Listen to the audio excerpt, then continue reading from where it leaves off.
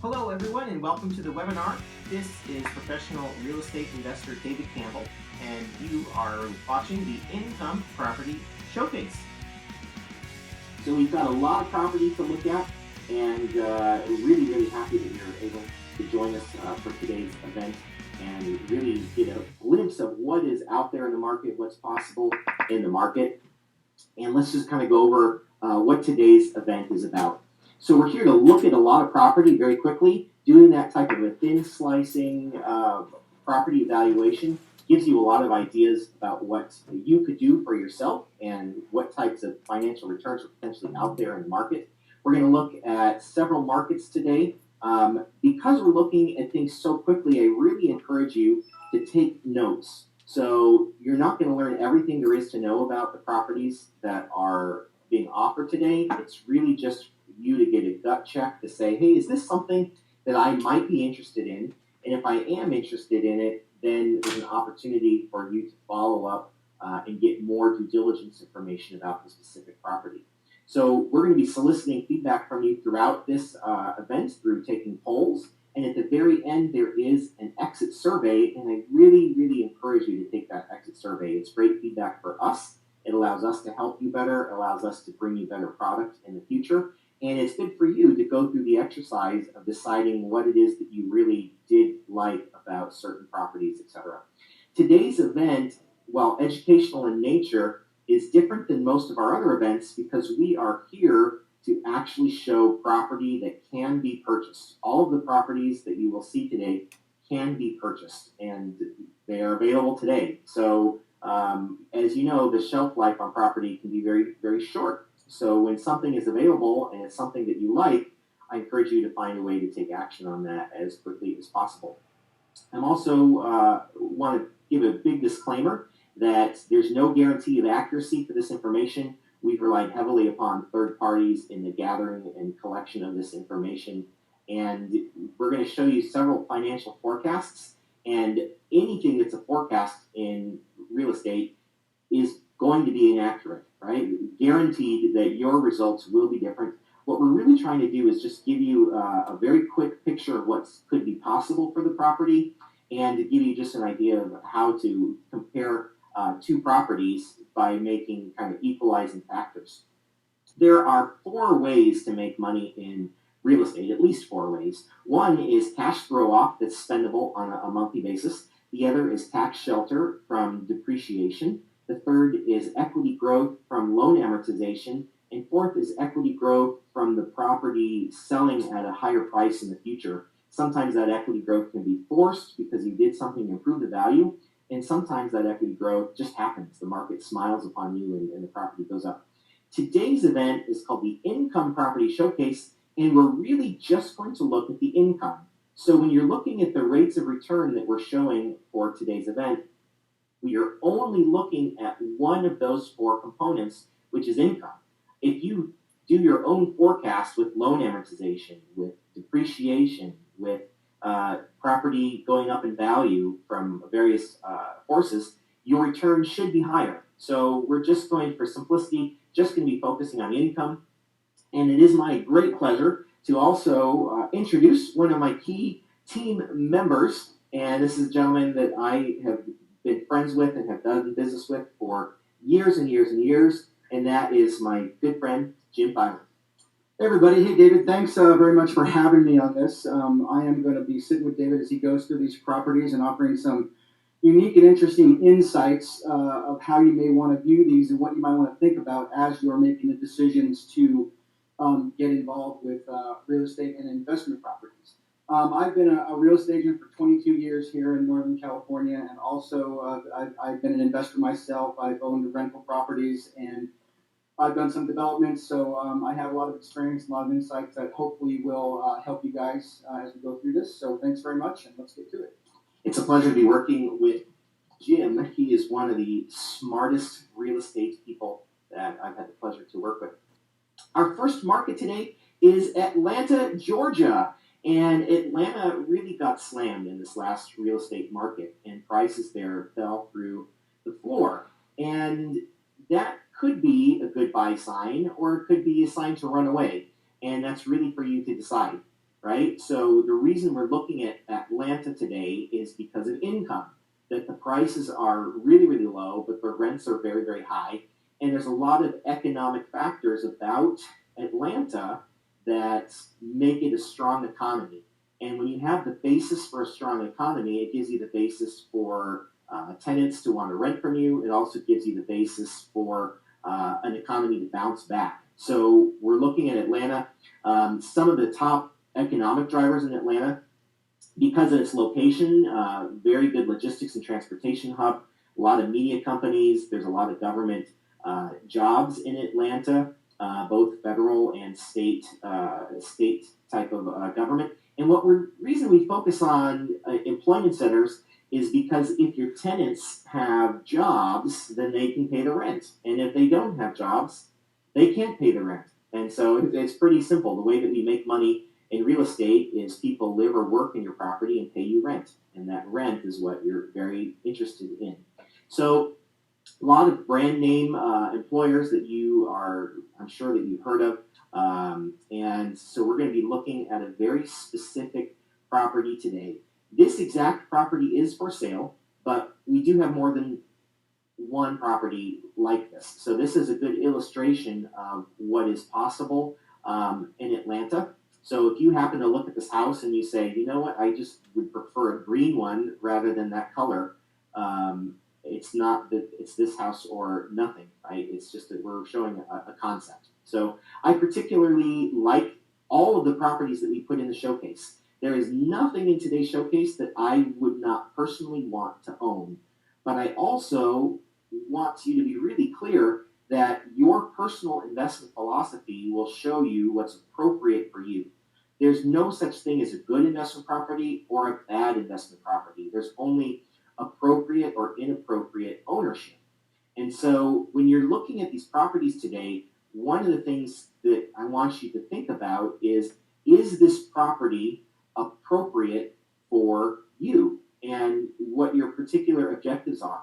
This is a bread and butter property. Bread and butter is just very simple property, simple to operate. It's kind of bite-sized. It's in a neighborhood of relatively new homes. This particular home was built 10 years ago. A 3-bedroom, 2-bath, which is pretty common, desirable unit size for rental. A little over 1,100 square feet. I like that there's a high number of bedrooms per square foot. That means you get optimal rent. And you can see it's just a very residential, suburban type of neighborhood.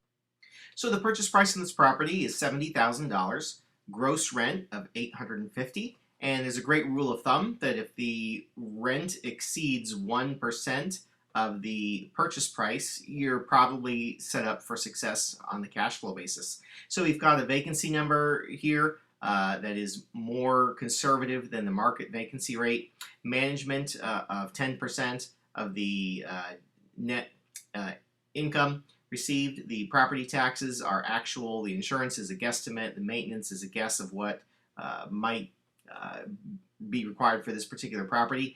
And very, very impressive for a 10-year-old home to be at a 9 cap rate. That's just an unbelievably good cap rate for such a clean and simple property to operate. So let's see what happens when we add financing to the return.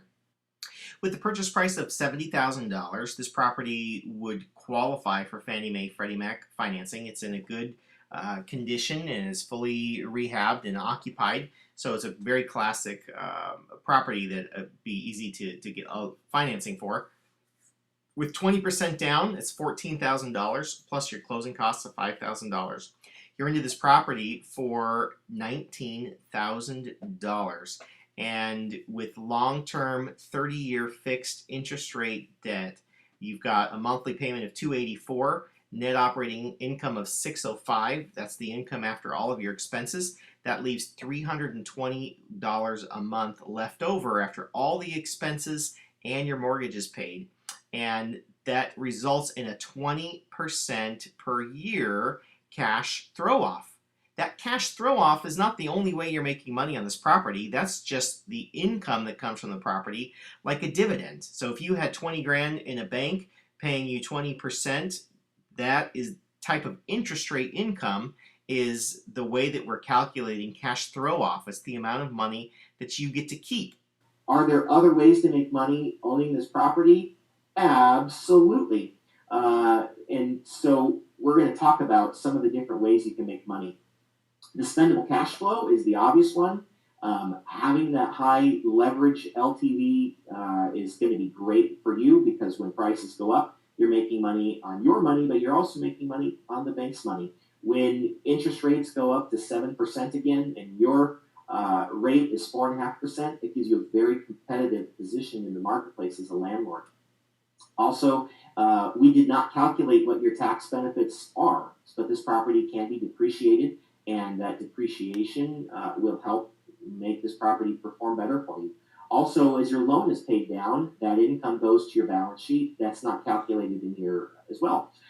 This property, it's currently rented, and the owner of the property suggests that we are at a good rent rate. There is turnkey property management available for this property, and I encourage you to take a little note. If this seems appealing to you because you like that purchase price, a 10-year-old house that's remodeled and rented, that seems like a good price.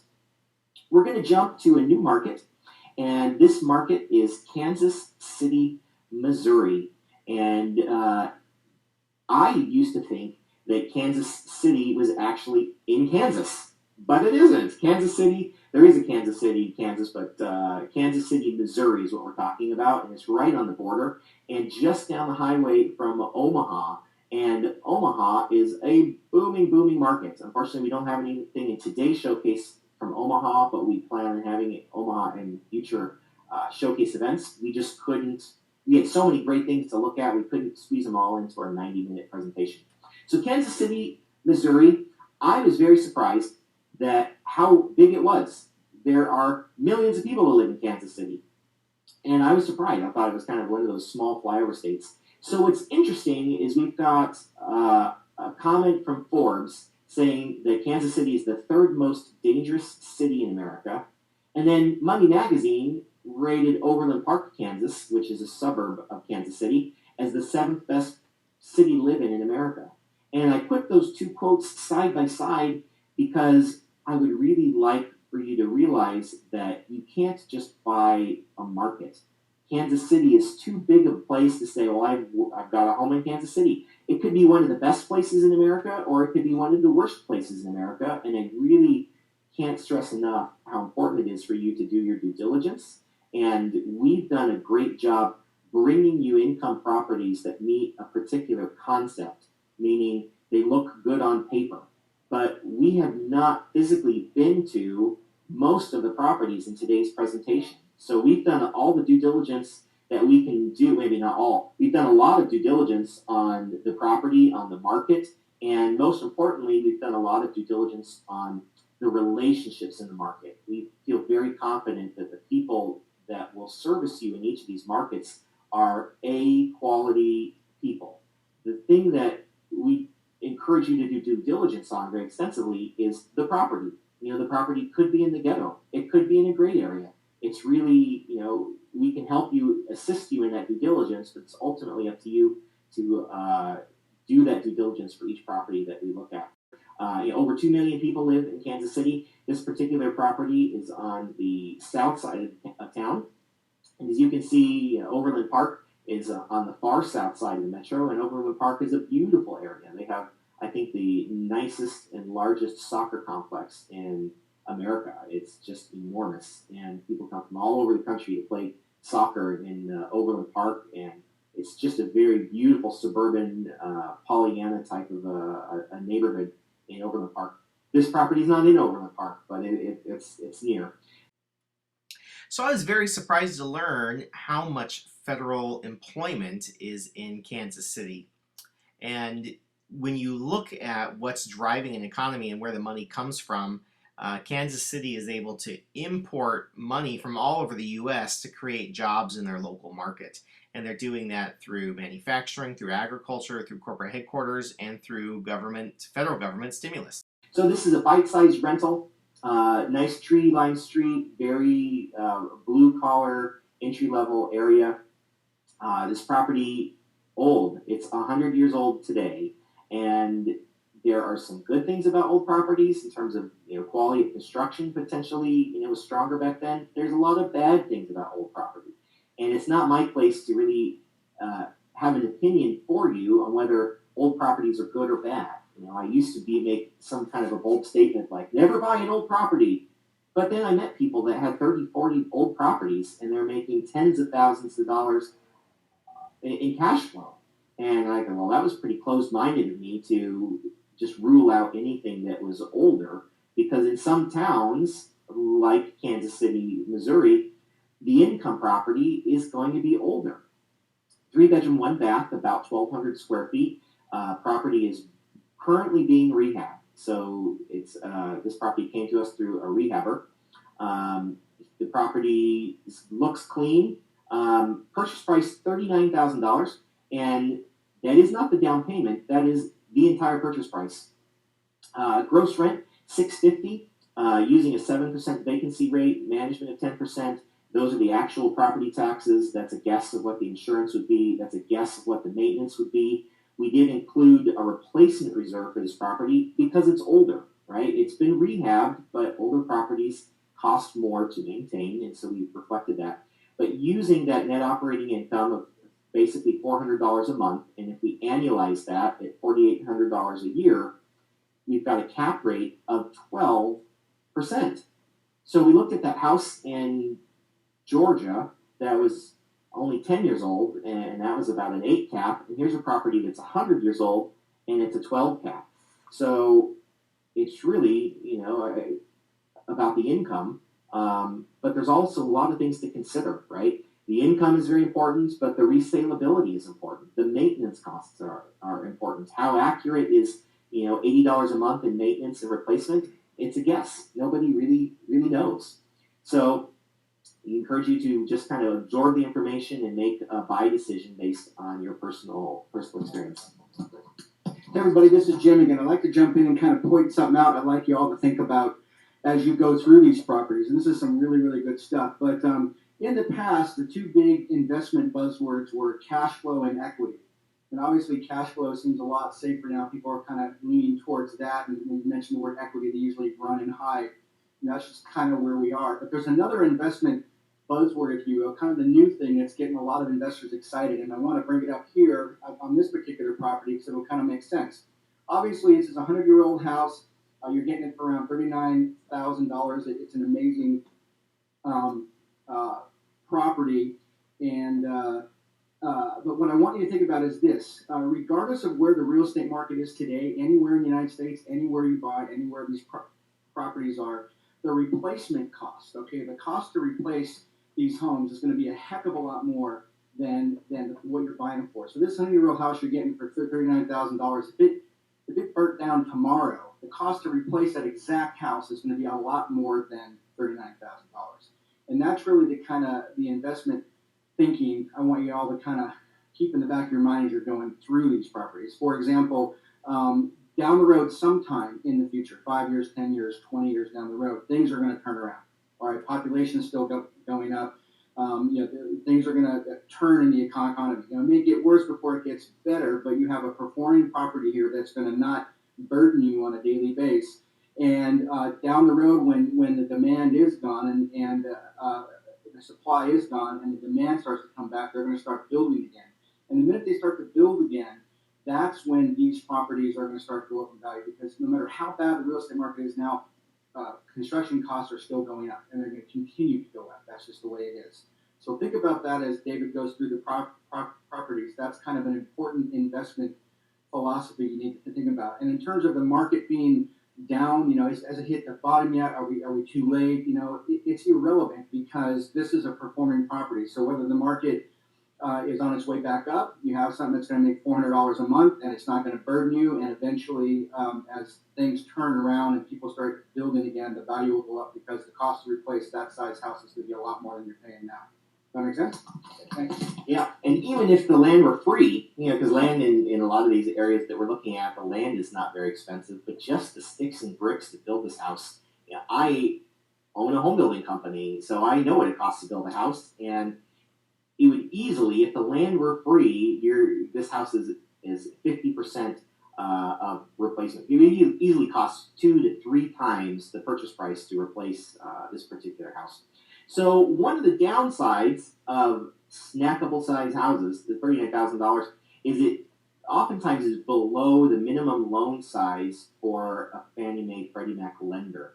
And so what we're showing in this particular example is that a more of a local bank type loan or a private a bank that's going to hold their own paper and not sell it. And those banks usually charge a little bit more on an interest rate. So there is financing available for this property, but it's probably not going to be as attractive as a newer property or a higher priced property. And it's simply because the loan isn't big enough for Fannie Mae lenders to do. So you could just pay cash for this property. If you did pay cash, the cap rate is your return. So in this particular case, if it's a 12 cap property and you paid cash, you'd be making a 12% cash on cash return. If you decided to use financing, your return goes up because the interest rate is lower than your cap rate. In this case, a 12 cap, and if you borrowed the money at 6.5%, you've got a higher, you're arbitraging your return up higher. So in this particular case, your NOI would be $400 a month. NOI is net operating income. That's after you pay all of the expenses. It's another way of calling cash throw off before debt service. And so we're looking at about a 17% cash on cash return. If you know someone that has IRA funds or would just like to arbitrage, meaning they might be able to borrow the money out of their home at 4.5%, maybe you know someone that would lend you this money at 6.5%, potentially for 100% financing. You might find someone in your world that would loan you $39,000 to buy this property, and they would be secured by the property and secured by your personal signature, your personal guarantee, and you might get 100% financing. If you did get 100% financing on this property at the right interest rate, it would still cash flow. And that's a pretty amazing thing, is to be able to buy something with 100% financing and have it cash flow. In fact, many of the properties that we're going to look at today have that attribute to them. Can you actually get 100% financing? Unfortunately, you probably can't unless you're working through a private investor. So how do you make money in this particular property? Rental income, cash flow, the amortization, the tax benefits. Potentially, this property might sell to an owner-occupant. And maybe instead of you being the landlord, you decide to be the bank, where you buy it at for $39,000, and then you resell it to someone for $50,000, the higher price, but you provide financing terms with that, and then you make a spread on your particular money. Information like what the schools are in and what the neighborhood's like and what the property address is in, we can provide all of that information in a follow-up. So those are more thorough due diligence questions that are very important for you to know, but in today's format, we're not going to address them simply so that we can show you more property quicker. We're moving to a new market, so everybody get on the plane. Here we go. We are flying to Tulsa, Oklahoma. And I like Tulsa.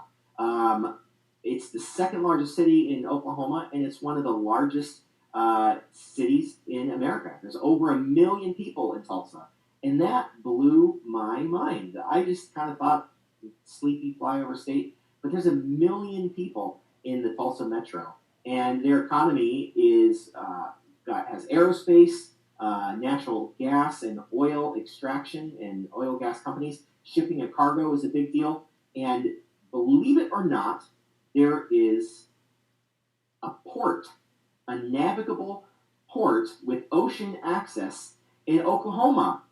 And I thought, you've got to be kidding. This is a landlocked state. How can you get a port? But actually, the Tulsa Port of Catoosa through rivers take us all the way to the Gulf of Mexico and the ocean.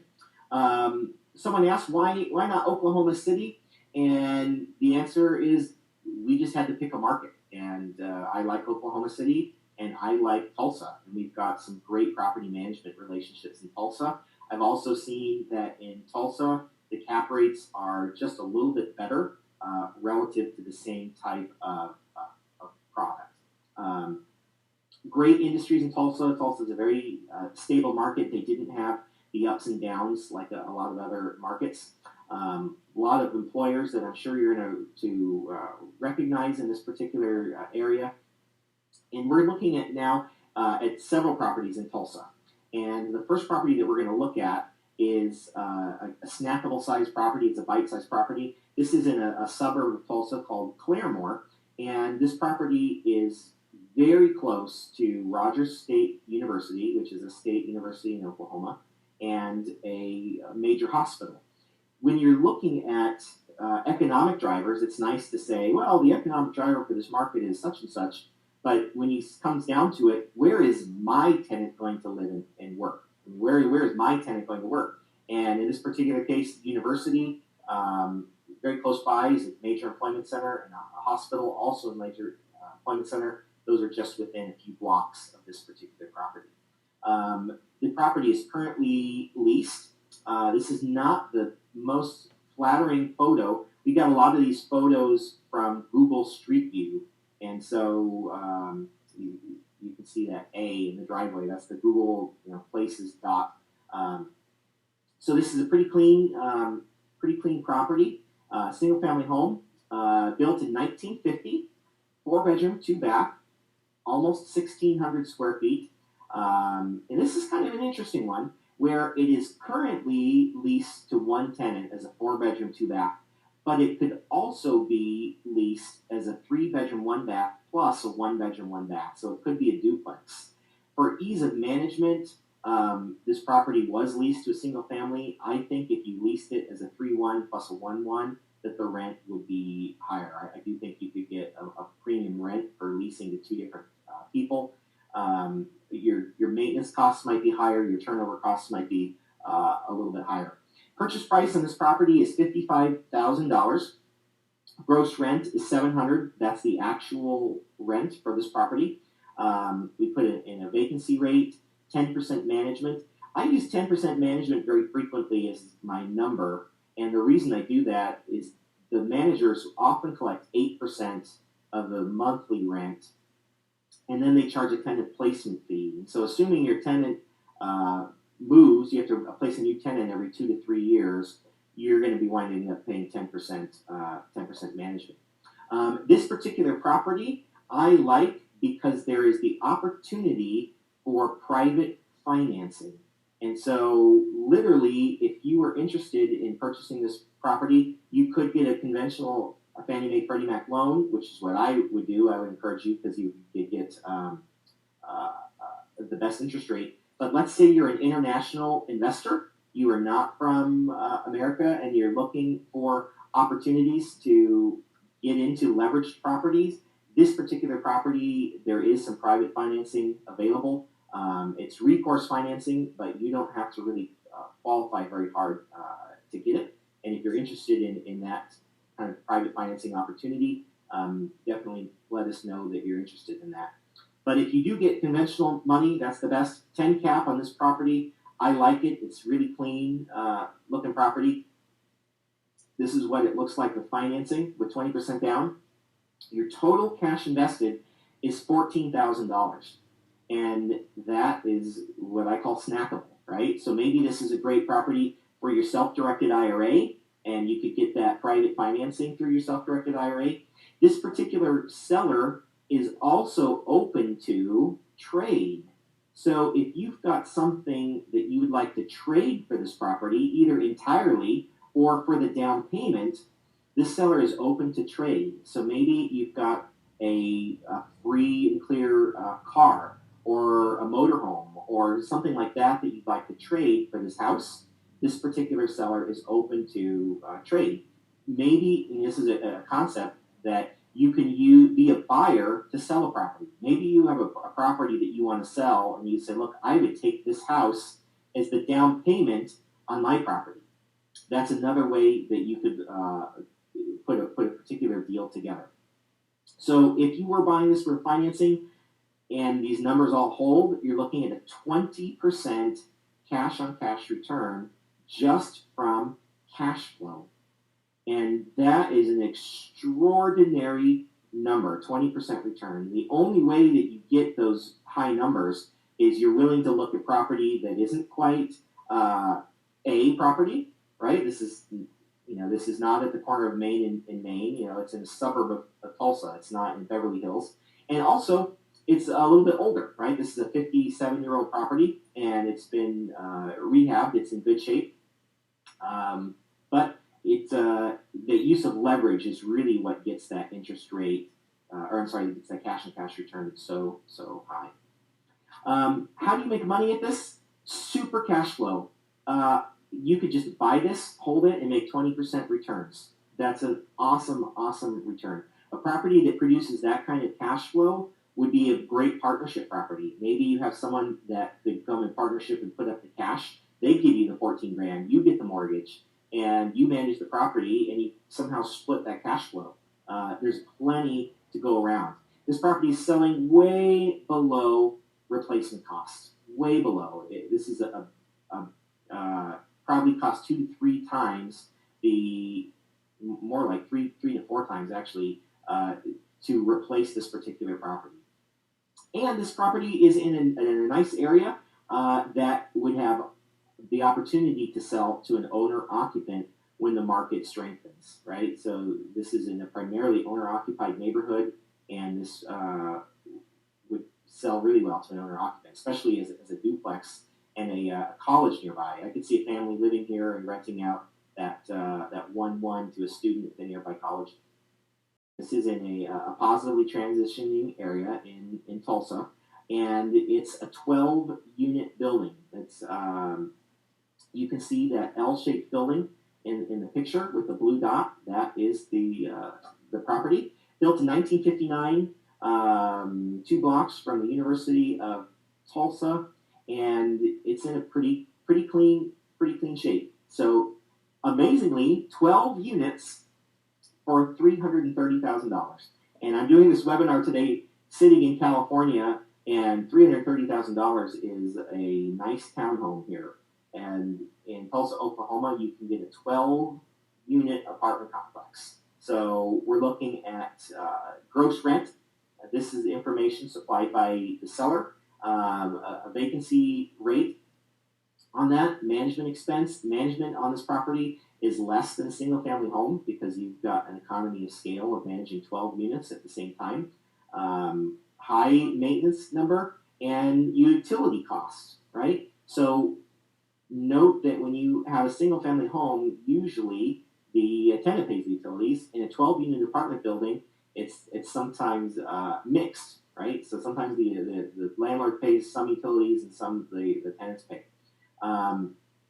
This box versus laundry/electrical reimbursement, this is other income, meaning this is what's called a utility bill-back program, where the landlord pays the utilities and then they bill the tenants some of the utilities. Some of the utilities they don't get to charge for, but some of the utilities they do get to pass on to the tenant. So you're looking at net operating income of about $29,000. So if you were to purchase this for cash, you'd get about an 8.8 cap rate, or an 8.8% return if you owned it free and clear. That's a pretty good cap rate for apartments. That's one of the things I really liked about this particular property.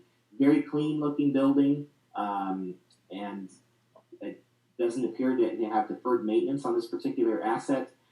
If you were to buy this with 25% down, there's a local lender that will give you the difference to purchase this particular property. Banks really like multifamily right now. So it's kind of one thing is to say, well, I want to buy what the banks want to lend on. And this particular property is separately metered for electric, and I believe there is a common water and gas meter for the property. That was a question that just came up, and I'll make sure to talk about meters on all of our multifamily properties. So an interest rate of 5.5%, you might do better on this particular loan. 25-year loan term, there probably is going to be a balloon payment. in 7 to 10 years, depending on what you negotiate with the lender. And you're looking at a cash throw off of 12% if you were to purchase this with financing. How do you make money owning this particular? Oh, let's look at some pictures first. So pretty clean looking property. I wouldn't mind living there, right? I would say that this is definitely a C plus, bordering on B minus type of property. Um, Nice little gated area. How do you make money owning this property? The obvious one is from Cashflow. The seller, in grooming his property for sale, is currently has the rents slightly low. They're under market. And what that does is it allows him to have a full building. This building is 100% occupied, and that's important when finding a buyer and finding a lender, right? Some people say, well, if you could raise the rents, why don't you? Well, if you raise the rent and you get, 3 vacancies because you raised the rent, you've gone backwards in your cash flow. And also, having that vacancy makes it harder to get a loan. So the rents are reported to me being under market, and there's ability to raise the rent. This particular property is available for sale, but it's also a concept, right? There are other properties similar to this that could be purchased in this market. This particular property has a deed restriction where 5 of the 12 units must be leased to someone who qualifies as a low income person. And what's very interesting is anyone who lives in this building is going to qualify. So even though it's a deed restriction, it's kind of a useless one because all of the people that live here are going to be below the area median income. And the rent, you're also restricted on what the rent you can charge on 5 of the 12 units. However, that restriction is twice the current market rent. So basically, you could double the current rents and still not hit that cap of what the deed restriction would be. Could that be a problem in the future when rents go up? Like, let's say we have a huge inflationary event and rents double. Well, it could be a problem, but that's a good problem to have, right? Because if your rents doubled, then your property value didn't just double, right? Because the property value is a reflection, a multiple of the income. So let's say this property traded 10 times the income.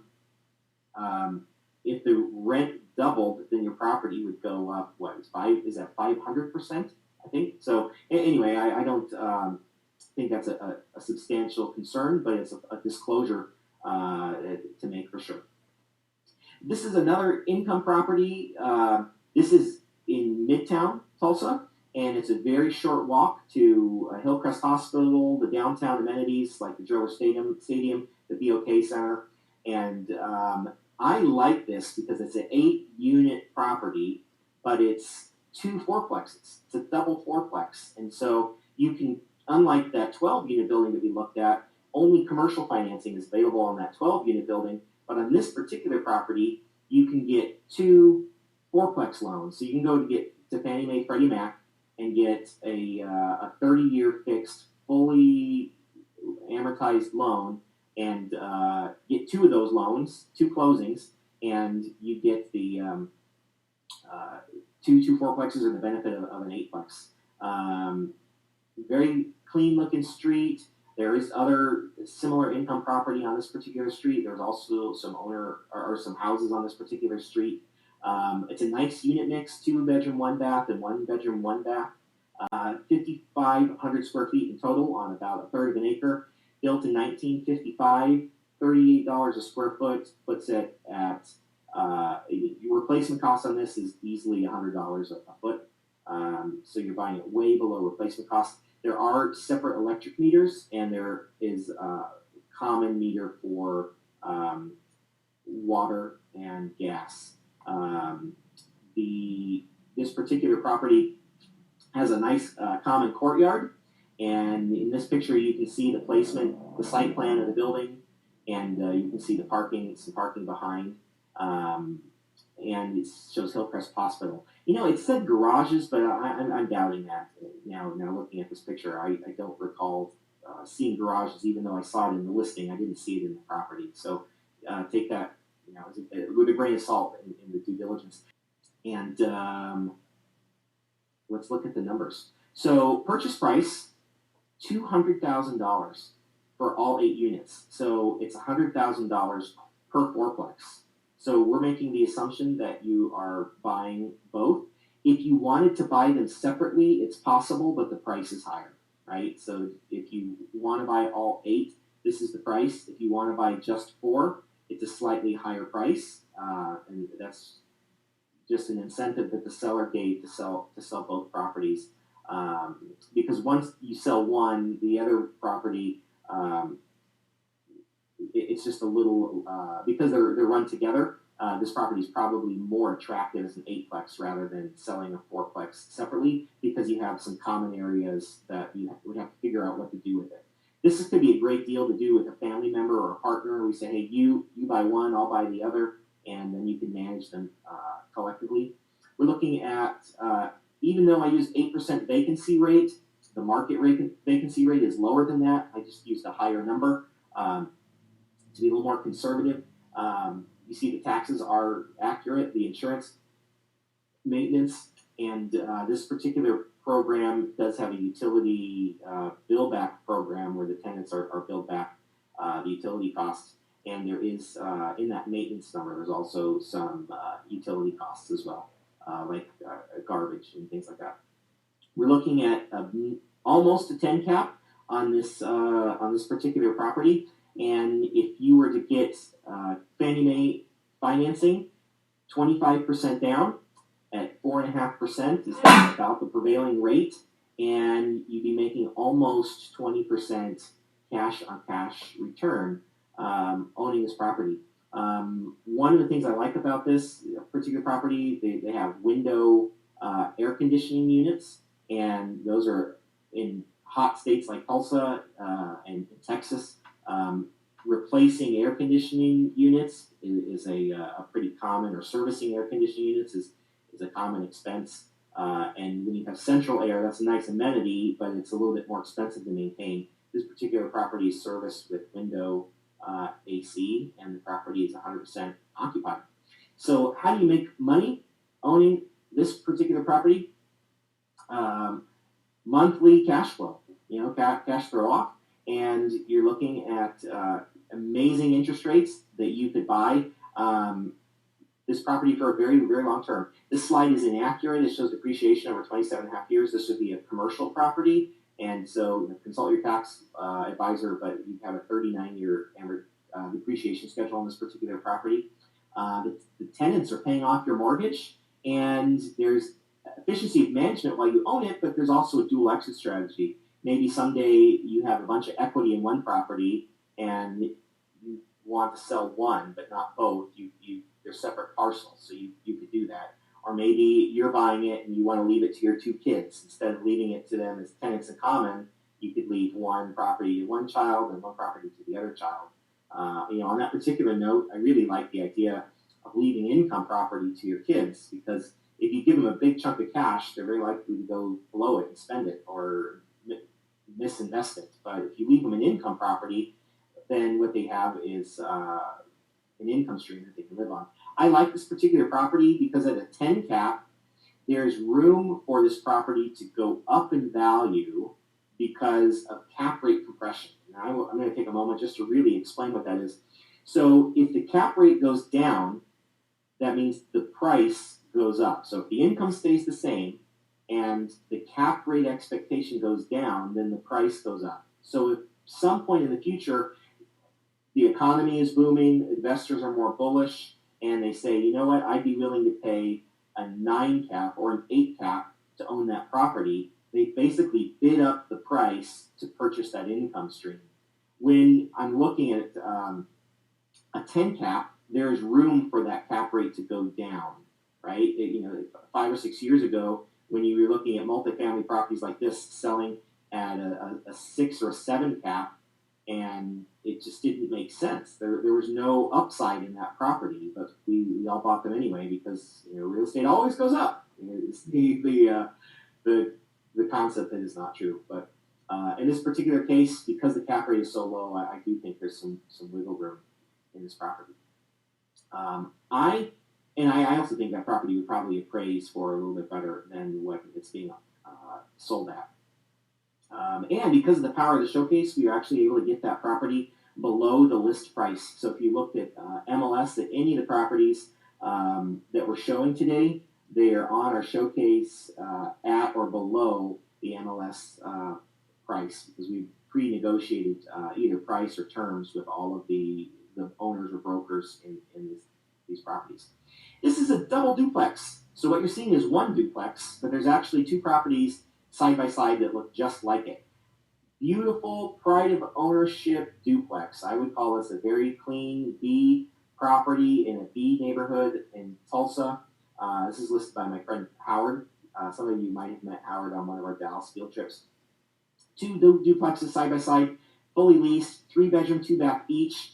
I love 3-bedroom, 2-bath properties because that is probably a family living there. When you have a 1-bedroom, 1-bath or studio, you get more turnover because it's usually a single person or someone without kids that's more likely to pick up and move because they don't have school. They're not tied to particular schools.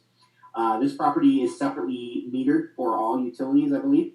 And 1981, nice property. This is in a strong school district. This is in the town of Broken Arrow, which is a suburb of Tulsa. And nice looking property. $150,000 per duplex. These can be sold separately, or you could buy them together, and the price together is $300,000. Or you can buy them as one duplex each. Looking at a nice 8.5 cap. 8.5 cap to own a property that pretty. I love it. I think that's a great buy. This also has garages attached. Cash throw off using financing, you're north of 16%. How do you make money on this particular property? You can get high LTV financing on this. It's a duplex in a clean area. Duplexes do sell to owner occupants. I've got family members that live in a duplex, and they own the duplex, and they live in one side, and they rent out the other side for income. And that's a very popular thing. This property, I think, would appeal to an owner-occupant buyer, and owner-occupants generally will pay a little bit more than an investor because they're not looking at it as cap rate. They're looking at it as a just price per foot. This property also selling below replacement costs and pretty ease of management. We are going to jump to a new market, Chattanooga, Tennessee. And Chattanooga is a beautiful, beautiful city. A lot of people talk about Memphis is a great place to invest. I think all of the big cities in Tennessee are really great places. Tennessee is a no-income tax state and very, very business friendly. There you've got Chattanooga right there on the southern border, very close to Georgia, very close to Alabama and North Carolina. You've got a triangle of states kind of converging in that one place that makes Chattanooga a center of commerce. A lot of distribution and warehousing type of employment in that area, manufacturing in that area. A lot of the automobile manufacturing moved from the Detroit area to Tennessee because Tennessee is a right-to-work state, meaning that they don't have unions in Tennessee. And so employers are allowed to charge or pay whatever rate they want to pay for a particular thing. There's also several universities in Chattanooga, and it's a source of power. They actually manufacture power in the Chattanooga area, and I like economies that have energy as a component. If you did a statistical look to see what economies or what markets did well in this last recession, and the properties that had the energy associated with it, they did much, much better. This is a beautiful, I would say, a B- grade multifamily property. This is an 11-unit property in Chattanooga, and there's a kind of a neat play on this deal. So let's take a look. Very clean looking units. I'd be happy to live in that property. This is currently, basically, there's one unit vacant right now, and it's 10 minutes to downtown, and there are some tenants that are state funded. It's basically the state version of Section 8. They get their rent paid by the government. And this particular property is two parcels. All 11 units are on one parcel, and there is a plot of land that is contiguous to this property that is a separate parcel. And you could either just hold that property and do nothing with it, or you could get your loan solely on the 11 unit property, and you'd have that lot free and clear, and then you go sell that lot to someone else and as a way to recoup part of your down payment. Or you could, if you want to go build, you could use that lot to go build some more units on. Let's look at the financials on this particular property. $565,000, just about $50,000 a unit for a pretty clean looking building. About a 9.5 cap rate, and I think that's a great cap for apartments. I've been working with a lot of institutional buyers to buy properties similar to this, but at the 200 units and up, because an institutional buyer is not going to buy this property. But if this were exactly the same, the 200 units, an institutional buyer would buy this, but they'd probably be paying a 7.5 to 8 cap for that same income stream. And so here you are, you get a chance to buy a property like this at a 9.5 cap. I think that's a great price. Here's what it looks like with 25% down. There's a local lender that is excited about offering a loan on this particular property. I'm sure you could probably shop this debt around and find different financing terms, but the current offer that's on the table is 5.5% on a 20-year loan, and I believe there's no balloon. I think this is a fully amortized loan over 20 years. I don't think the rate is locked for all 20 years. I think it's a 20-year loan, but I think there's an interest rate fluctuation in there. Or you can go shop the debt. There's a lot of lenders in Chattanooga hungry for multifamily loans. If you were to buy this property with these numbers, you're looking at about a 12% cash throw-off. But the cap rate was 9.5, and your interest rate was 5.5. You would think that the cash throw-off would be higher, but realize that a big chunk of the cash flow is going to pay down the loan. It's only a 20-year amortization, and that loan amortization really gobbles up a lot of cash flow. I believe this property is separately metered for electric, and I think there are some common meters for water and hot water. How do you make money on this property? I understand that there is some upside in their rents, or that you're currently priced on the low end of the rent range, so there's an opportunity over time to increase the rent. When cap rates go down, that will make this property go up in value. So cap rate compression would be great. There's also some storage units attached with this particular property. I don't think those storage units are currently leased out. I think you could potentially use those storage units to produce income. Also, you've got that 1/4 acre of land that you could split off and recoup some of your basis. So we're going to look at net leased assets. We wanted to cover the whole gamut of income property today, and this is a Family Dollar store. I really enjoy owning Family Dollar. I have Family Dollar as a tenant in my particular portfolio. I've also syndicated Family Dollar anchored shopping centers, and this is a really clean single tenant property in Chattanooga. You can see that it's near a hard corner. It's right off the hard corner. That's a car wash on one side, and there's another shopping center on the other side. What's great about net leased assets, you have one tenant, and the tenant usually has a long lease. In this particular case, there's 8 years left on this particular lease, and there's even renewals, extensions after that. During the next 8 years, there are rent increases built into this rent. When we look at the cash numbers, it's only based upon the current rents. But if you're to hold this for all 8 years, then you're going to see rent increases built into the base rental term. I like Family Dollar. They are a publicly traded company. Their stock has been doing very well. And in a down economy, more people like to shop at 99-cent stores. This is on a very busy street, which is good for retail. You want to be located on a high traffic count street. And you can also see in that picture that there's a lot of rooftops or a lot of houses nearby.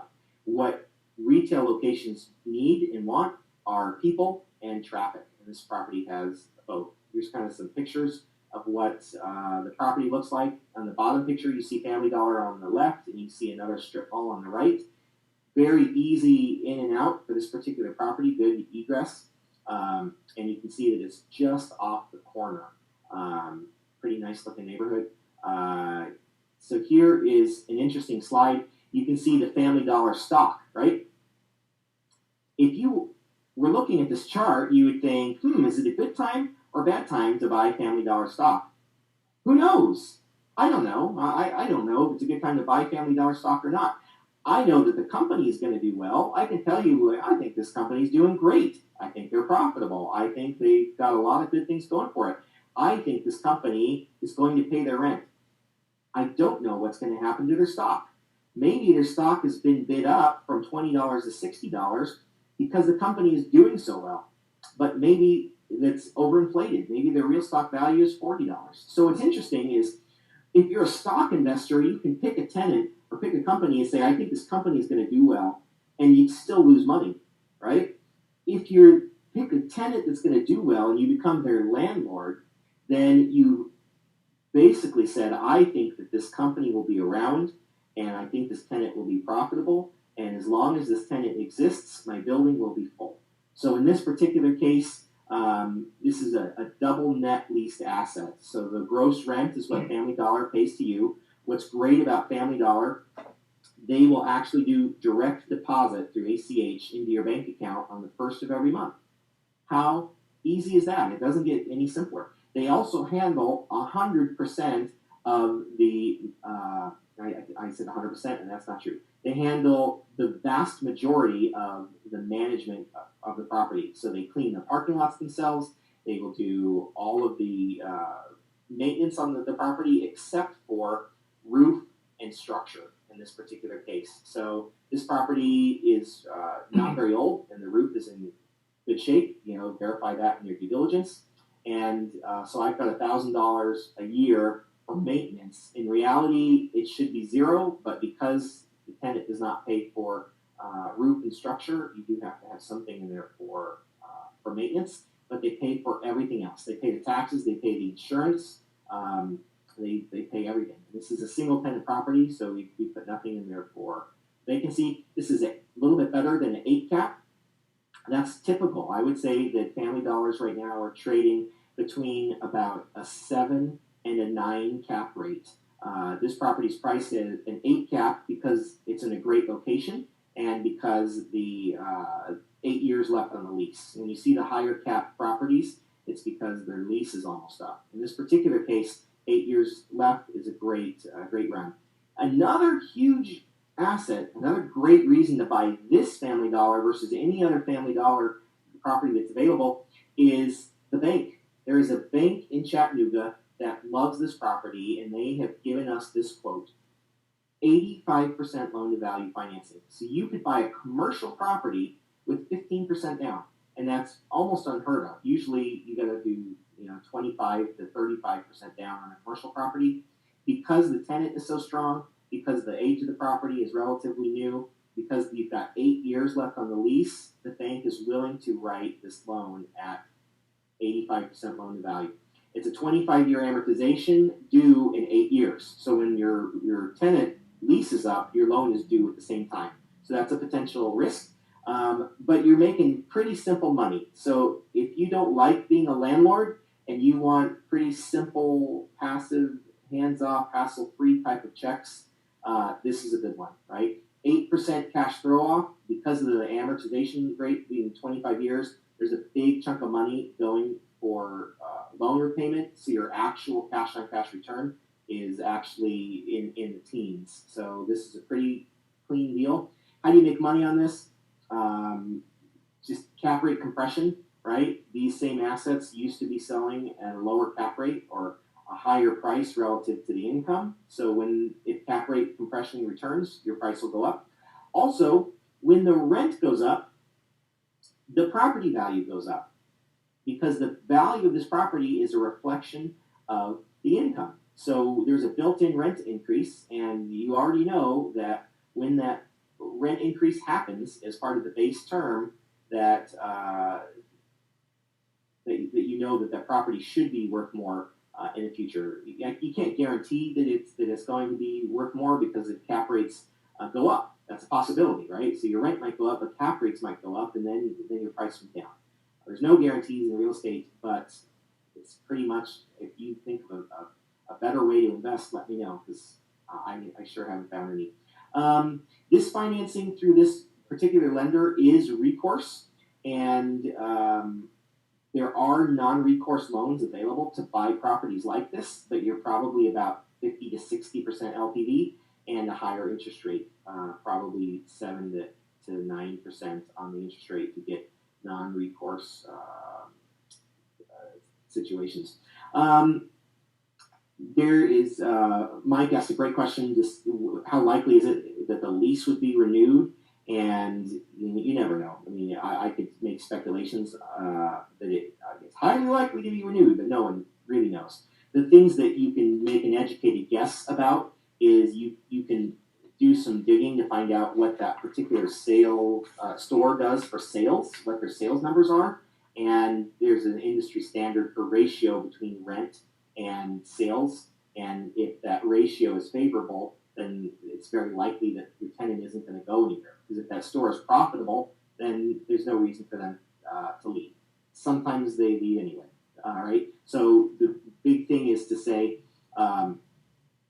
your tenant will always leave you. No matter who your tenant is, your tenant will always leave you. And so you have to do your due diligence to say when, not if, when my tenant leaves, who is going to be the replacement tenant for me? In this particular case, you're looking at a strong traffic count, highway, lots of people live in the area. You have a pretty simple box, right? I like Family Dollar because they're a mid-box tenant. About 8,000 square feet is their typical footprint. And you can get a lot of tenants in 8,000, a lot of feet. I mean, basically, if you had an 80,000 square foot property, there's very few tenants. At 8,000 feet, it could be another discounter like Dollar General or 99-cent store or Goodwill, someone like that. Or it could also be a mom and pop tenant. You know, it could be Joe's discount shop, and someone that's a mom and pop tenant could fill 8,000 feet pretty easily. Let's keep going. Here's another commercial property. We had a question about the Family Dollar property, whether the construction is brick or not, and the answer is usually not. So the front of the property is masonry, and then the sides of the property are usually steel. And so I like Family Dollar because they do have that masonry front. It gives a nice curb appeal to the property. Family Dollar is a strong tenant. Their competitor is Dollar General. Dollar General, usually they locate in very cheaply built properties. They're like kind of like tin cans. And so Family Dollar, you're buying the lease, the income from the lease, but you're also buying a quality construction. When you're buying a Dollar General, you're getting a quality lease, but the construction of the property is not nearly as good. Ideal rent to sales ratio is difficult to answer because it's somewhat regional in the number. And if someone's really interested in owning this property, I'd be happy to share everything I know about rent to sales ratio. And but no one really knows for sure. They don't like to tell you what their secret sauce is. Here's another commercial property. I like this one because it's bite-sized, right? This is about a $200,000 property. Strong single tenant H&R block. This is not a triple net lease property. This is a gross lease property. So that's a little bit different. It means the landlord pays the expenses, but then you just have to budget for it. This lease expires in 3 years. H&R block is national credit, investment grade, and they've been in the property for a long time, and there's every indication that they would continue to stay. They've been there, and they say that they're doing well. I like that this is also bite size at 2,200 feet. A lot of tenants can go into a 2,200 square foot space, right? The smaller the space is, the more tenants there are for that space. So that's just a good maxim. So here's the purchase price. When you see weird numbers like 199,588, it's because someone did the math on what the income would be, the net operating income, and then they put a cap rate on it. So in this particular case, the net operating income was determined, and then they said this property should sell at an 8.25 cap, and that gives you the price. And if you want more information on how to do real estate math, I've got some great free videos on our website about real estate math. So if you're not sure how we calculate net operating income and cap rate and these other things, go to our website, hassle-free, cashflowinvesting.com, and there's some great videos to watch about real estate math. So this particular property, you're going to have to do a little bit larger down payment on, and here's the numbers. You're about 11% cash throw-off. Once you add in your loan amortization, you should be in the low teens for a total blended return for this property. This is a really fun one. This is a double net leased post office. So I like to use the joke, it's mailbox money.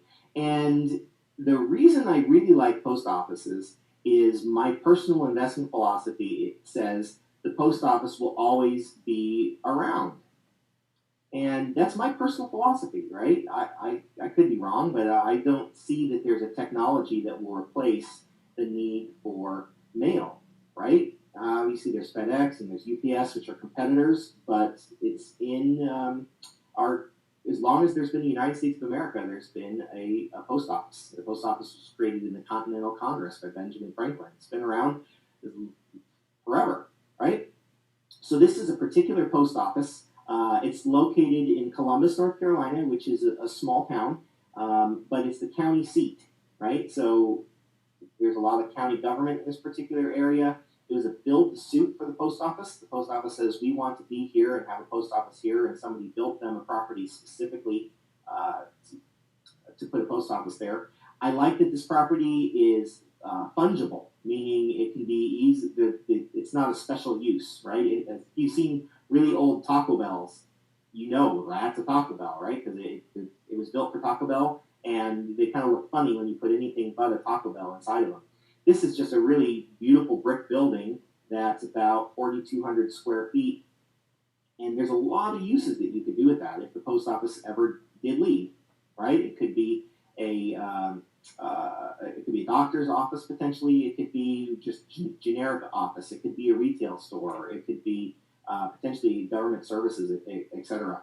So there is talk about closing post offices. In fact, there is a post office closure list. This particular property is not on the closure list, but that's a big fear right now. I mean, this is a recent news article from the last week in the Los Angeles Times talking about how the Postal Service is losing so much money. I mean, just in the time that we've been on the call, the post office has lost $3 million in losses. If it was any other business, it'd probably be shut down.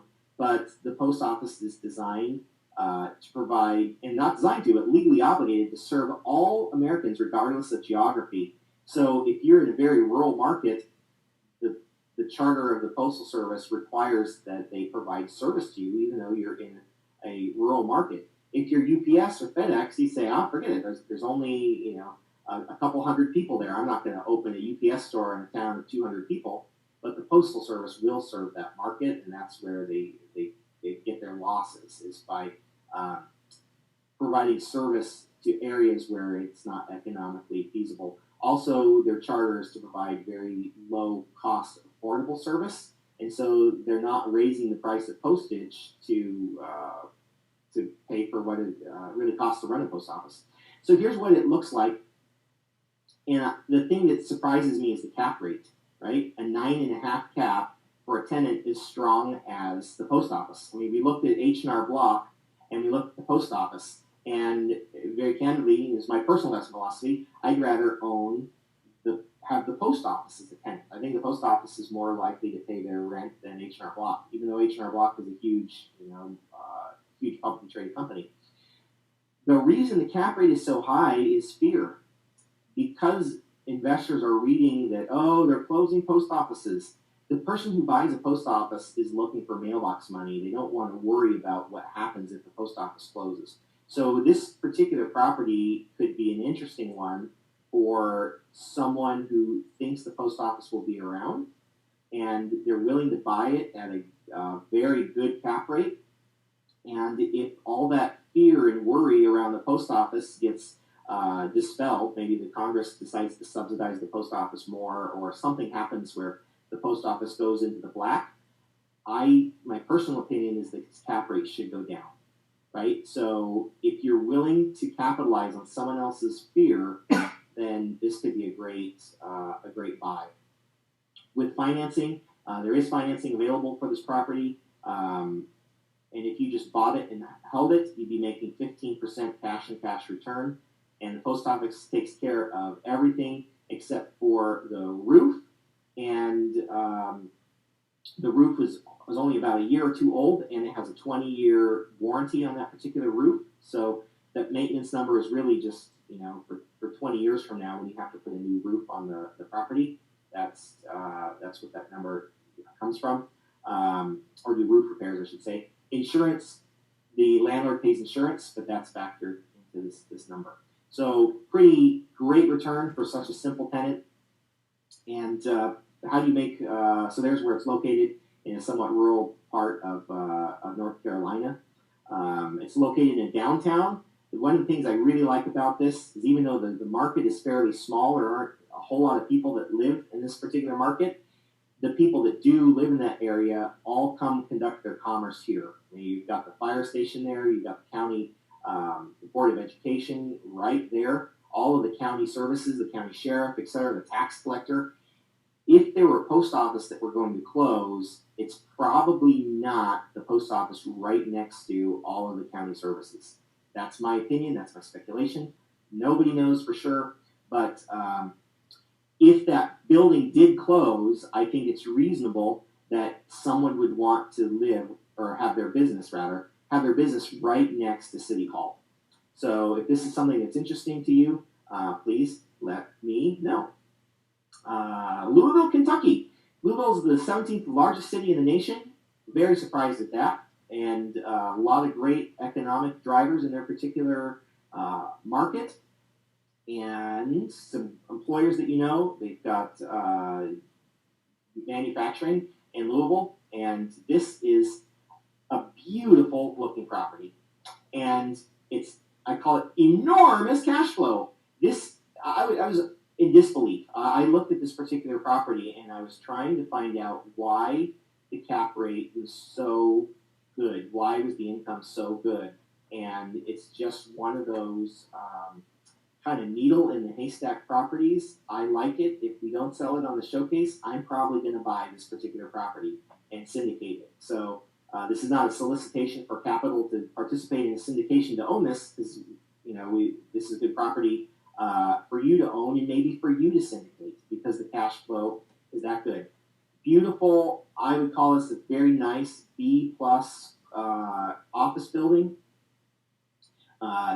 Recently renovated, really clean. This is a 4-tenant office building. There are 4 separate tenants in this building, 4 separate suites, but it's master leased. One of the tenants was entrepreneurial, and they said, look, I'd like to master lease this entire property and then sublease it to whoever I want.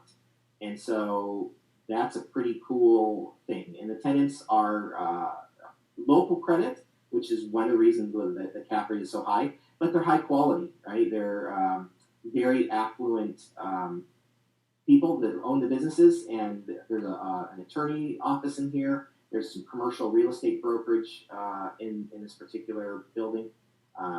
Really clean looking, beautiful building. It's located in an office park built in 1996, but it was recently remodeled. It's triple net lease. There are a few carve outs in that particular property. This property has a manager for it, and it's one of the tenants. One of the tenants has requested the ability to manage this property for you and to be their manager, and we've put that management fee in the deal in the performance here. I think you could probably negotiate that management fee a little bit lower because it's not a very complicated building to manage, but that's what we used for the number. There is a little bit of carve out. The only funky thing that I can find in this particular property is the rents are a little bit higher than market. So there's a 5-year lease in place on this property. So in 5 years, if you had to re-rent it at today's rates, you'd probably rent it a little bit lower. I'm okay with that because the cap rate is so high, right? So even if your income went down 5 years from now, you should still have preserved the equity or preserved the price of this property because you're starting with such good rents.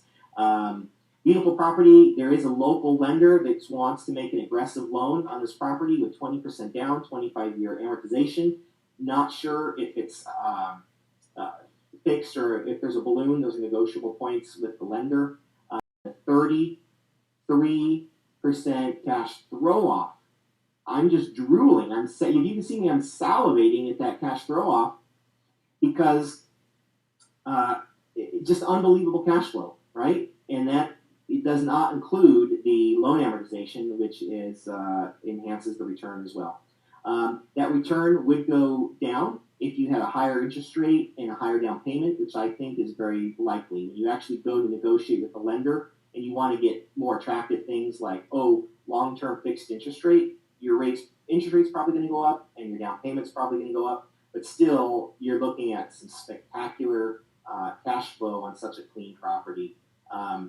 Great syndication opportunity, great arbitrage opportunity. You could have a property that you could even get a hard money loan on, right? You can go take one of your properties and crank it and pay a hard money lender 12% on that loan. You're making 30% on this property. There's plenty of room to do an aggressive arbitrage play on this property. We're going to jump to Denver, Colorado.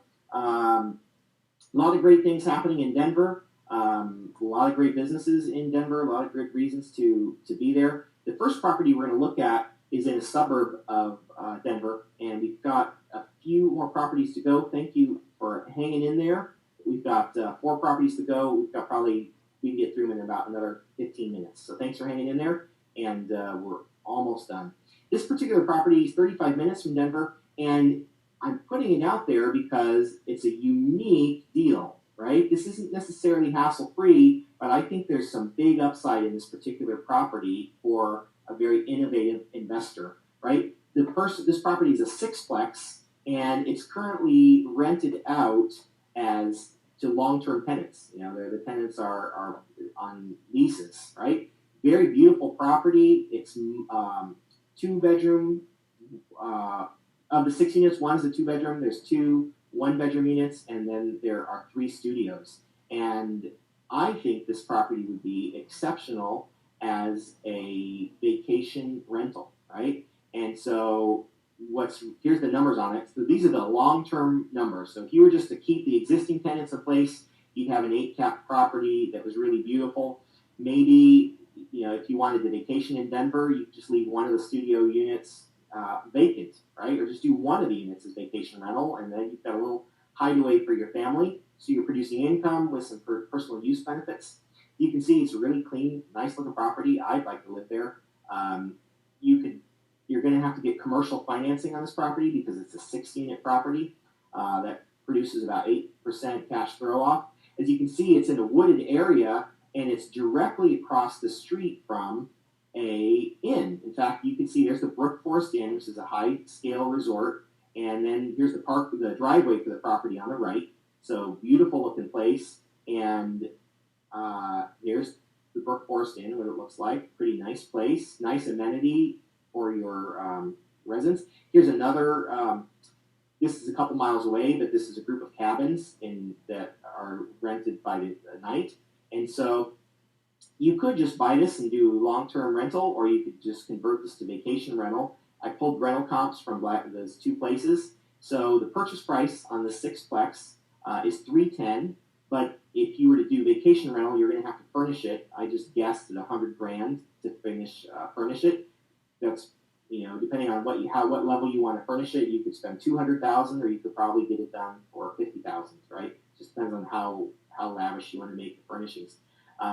Assuming 35% vacancy, 24% management, this might be an opportunity for you to self-manage. If you're looking at retirement and you'd like to run your own little, vacation rental villa, that management fee goes to you for your efforts, right? Pays for your salary. Property taxes, low, right? Look at that income, right? That's a lot of income and not very much property taxes, because the property taxes are based on the value of the property, and the value of the property is currently based on long-term rental, not short-term. There's the expenses that I guesstimated, and you're looking at a 22% cap rate. That's insanely good, right?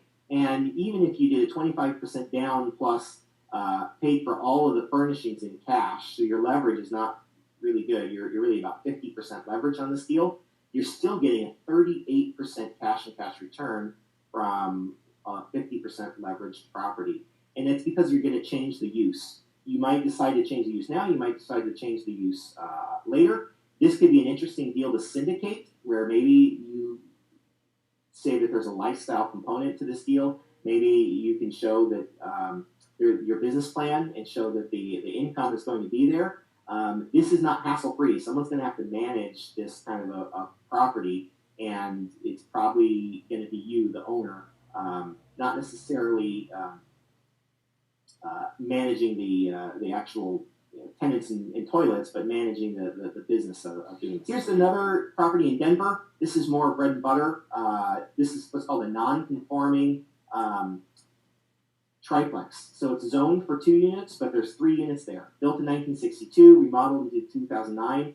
I like the unit mix. It's definitely selling below replacement cost. Looks like a nice, clean property. Purchase price is $190. Basically gives you about an 8 cap, which is, I think, a pretty good cap rate for Denver triplexes. You're going to do 25% down, but you're going to get Fannie Mae, Freddie Mac financing on this particular property, about 13% cash throw-off. And just kind of very simple bread and butter type of property.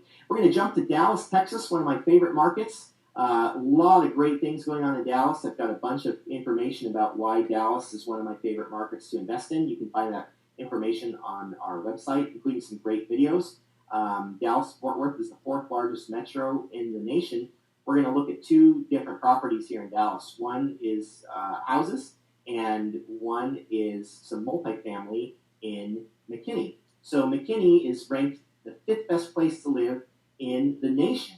So beautiful area, very, very high income. McKinney is one of those nicest subdivisions, working class subdivisions in the metro. A lot of high-tech jobs in the area. Median income is about $80,000 in McKinney, whereas the median income for the metro is about $40,000. So this particular city has double the median income for the Dallas-Fort Worth metro. This is a funky property in a great area. So if you like funky properties, this is it for you, right? This is a cluster of 38 units on 5 parcels. So there's definitely an opportunity for you to buy 38 units and to sell off the different pieces, and there's potentially a profit margin for doing that. So there is a lot of utility costs built into this particular property, but it's an 11 cap rate. So that's why it's on the showcase, right? This is not really a hassle-free property, but it's an 11 cap multifamily in a B plus neighborhood, right? So definitely, if you like apartments and you've been checking out cap rates, you're not going to find very many 11 cap properties in Dallas, Fort Worth, right? And especially not in such a nice area. If it were me, I would take this property, scrape it, and build A-class apartments, right? Maybe B plus, A- grade apartments with some mixed-use retail component to it.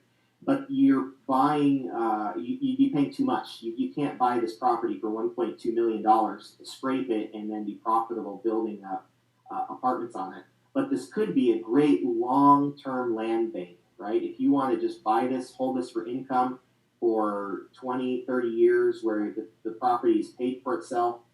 In fact, it paid for itself in 10 years, right? So because of the 11 cap. So if you just bought this and held it for 10 years, the tenants would have paid for the property for you, and then you could go scrape it and build a really beautiful apartment building. I think the market would support that. You could get bank financing on this property, or there is seller financing available. So you could potentially achieve a 19% cash on cash throw off on this property.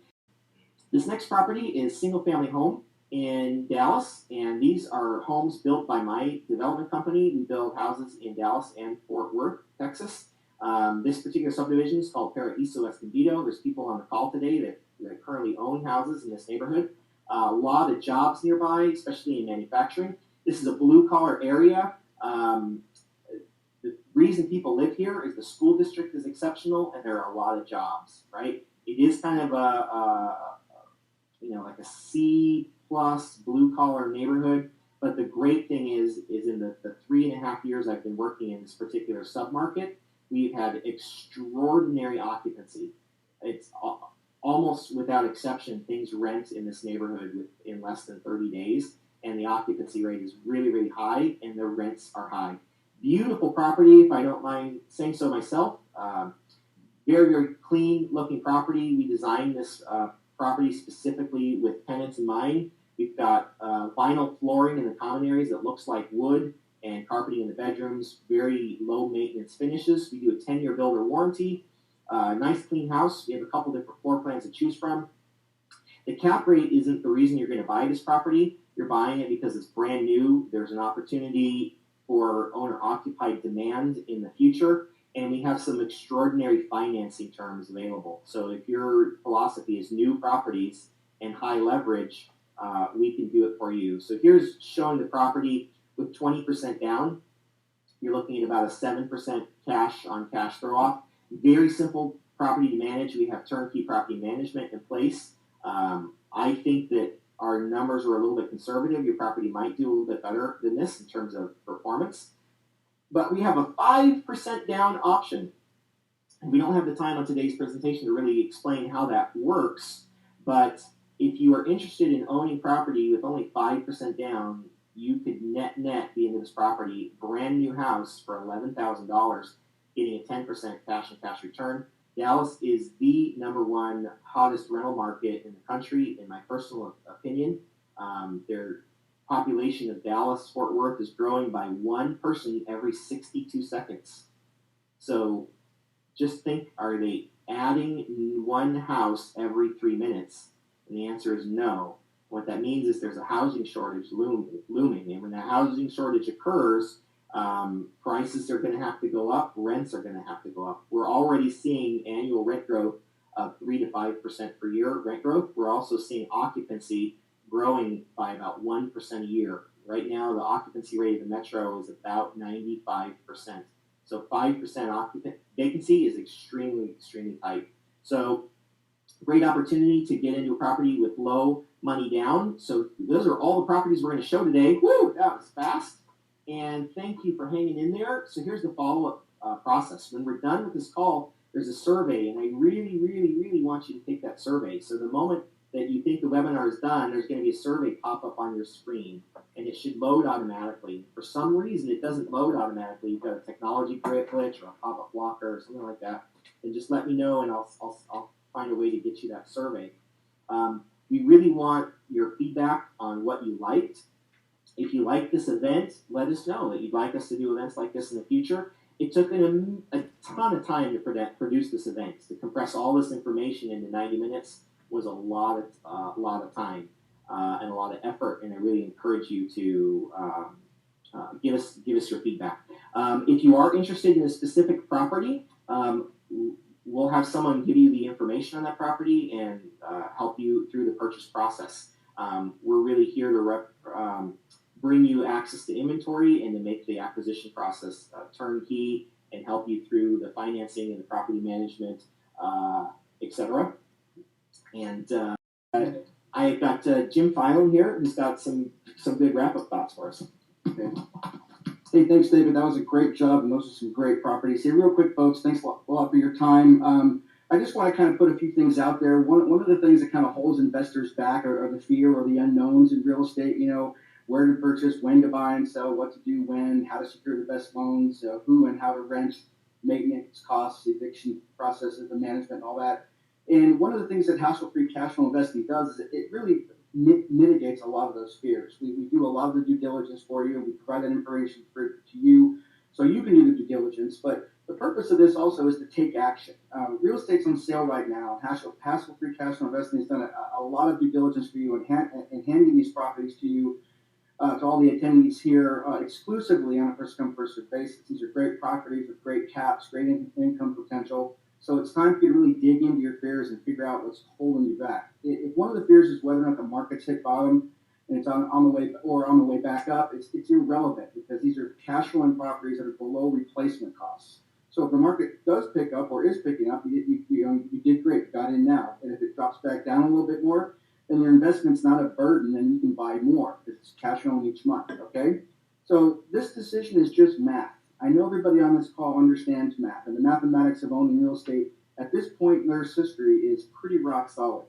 And thanks to hassle-free cash flow investing, you're getting the mathematically sound properties handed to you exclusively. So I'm going to be trying to call everybody interested in these properties back over the next week. So please let us know your intent. Thanks very much, and here's David. So really grateful to Jim and getting involved directly in helping our clients make an educated investment decision, and really look forward to your feedback. Thank you so much, and I look forward to seeing you at some of our future events. And if you had a great time today, please tell a friend. That's how our business grows, is by referral. And I thank you for your time. Have a great day.